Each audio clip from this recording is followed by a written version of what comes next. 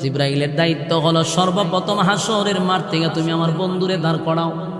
জিব্রাইল পাগল পাগল হইয়া হাসরের মাঠ তালাশ করবে রে, আল্লাহর হাবিব কোথায় আছে।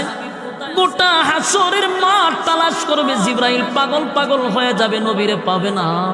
যেই জিব্রাইল কতবার নবীর রোজায় আসছে, কিন্তু এখন নবীরে পায় না রে। গোটা হাসরের মাঠ তালাশ করে পাগল হয়ে যায়, নবীরে পায় না। দৌড়াইয়া জিব্রাইল গিয়া ইসরাফিল রে কয়, এই বেচারা তুই যে ফু দিলি, এখন তো আমি নবীর রোজা কোথায় আছে তালাশ কইরা পাই না, বইলা দে পয়গম্বর কোথায় আছে।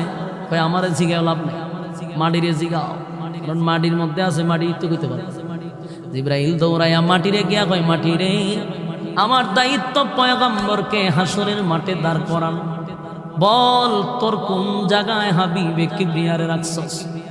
মাটি কয়, জিব্রাইল ইসরাফিলে যখন বাঁশি বাজায়া দিছে আমার মধ্যে এমন কম্পন সৃষ্টি হইছে, আমি মাটির মধ্যে মাটি নাই, এমন ওলট পালট হয়ে গেছে, আমি যে আমার মধ্যে নবীরে কোথায় রাখছি আমিও জানি না। কি বুঝলেন? জমিনের মধ্যে এমন জাল জ্বালা শুরু হয়েছিল, মাটি নিজেই কয় আমার মধ্যে আমি নেই, পয়গম্বর কোথায় আছে আমি জানি না। এবার আওয়াজ আসলো, জিব্রাইল নেই, গোটা হাসরের মাঠে তালাশ করলে নবীরে পাইবা না। নবীর রওজা যেখানে আছে অবশ্যই সেখানে একটা নূরের আলো জ্বলতে